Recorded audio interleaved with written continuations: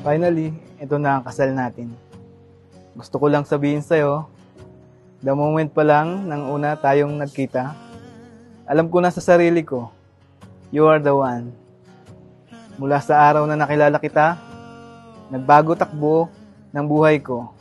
Pinaramdam mo sa akin na mahalin ng sobra-sobra. Ng mga bituin sa'yo. Dearest Emil, my one and only Adi. Kinilig ka naman. From the moment our paths crossed, I knew my life was about to change in the most beautiful way. Today, here with you, I am overwhelmed with gratitude and joy.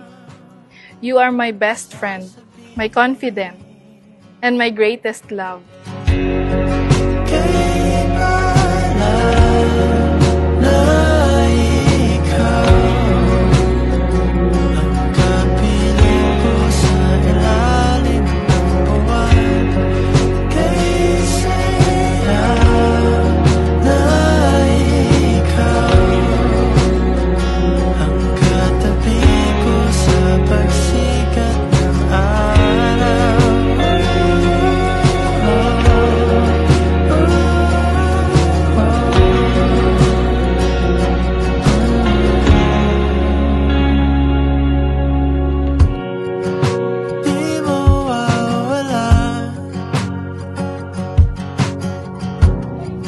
Kapayang kalawakan, ang pananabik, ako'y papalapit na giliw. Parating ng lapit hapon, at kay sarap umuwi. Tay, lakasan yung loob nyo at para makita nyo pa yung apo nyo. At magpalakas kayo, mag-exercise kayo. Ingatan nyo yung sarili nyo para rin sa amin. Mahal na mahal namin kayo.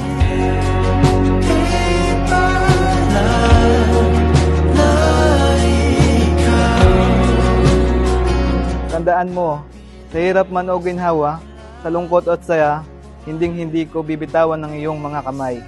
Hanggang sa huli, sandali ng ating buhay. Kasama mo ako sa lahat ng paglalakbay at mas makakasama mo ako sa oras ng iyong lumbay.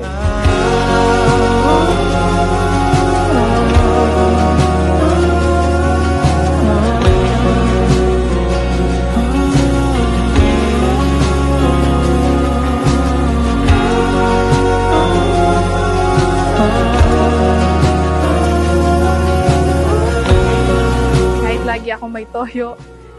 You never leave me, you always by my side. And mas iniintindi mo pa ako kesa magalit ka sa akin. Mas pipiliin mo pa rin na magpakumbaba para mawala lang yung bad mood ko. I vow to create a life filled with adventure, laughter, and love, and to build a family and future that reflects the values we hold together. Sheila May, bukad ba sa iyong loob ang iyong pagparito upang makiisang dibdib, si Emil na iyong pakamamahalin at paglilingkuran habang buhay? Opo, Father. Ikaw lang patutunguhan, saan man maglaya. Ikaw lang patutunguhan, saan man maglaya. Ikaw lang patutunguhan, saan man maglaya. Ikaw lang patutunguhan, sa aking pagdating, sa'yo ko lang sasabihin.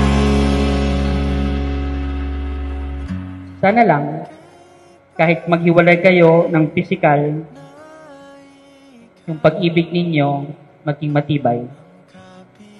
At ang kagandahan ng sakramento ng kasal, kaiba po sa kasal sa sibil, ang kasal sa simbahan na isang sakramento ay paraan ng Diyos para pagpalain ang magkaisintahan na nag-iisang dibdib, nagpapakasal, nagiging mag-asawa.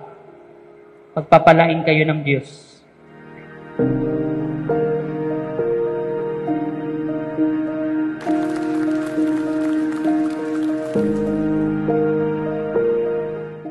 Nagkahiwalay man tayo dahil sa ating kanya-kanyang pangarap, naging mahirap man sa ating magkalayo, pero kinaya natin at kakayanin natin na magkasama. Tandaan mo, katawan lang natin ang magkalayo, hindi ang ating puso.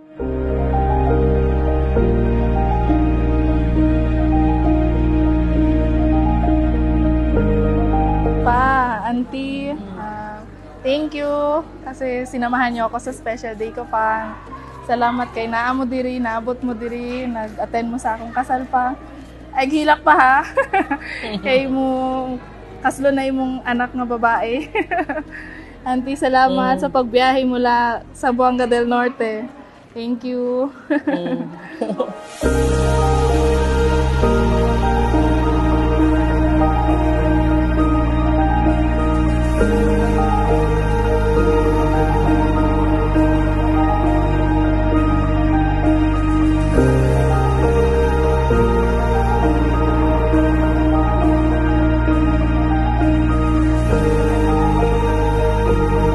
From Adi to Daddy, my husband, I love you more than words can express, and I am honored to become your wife.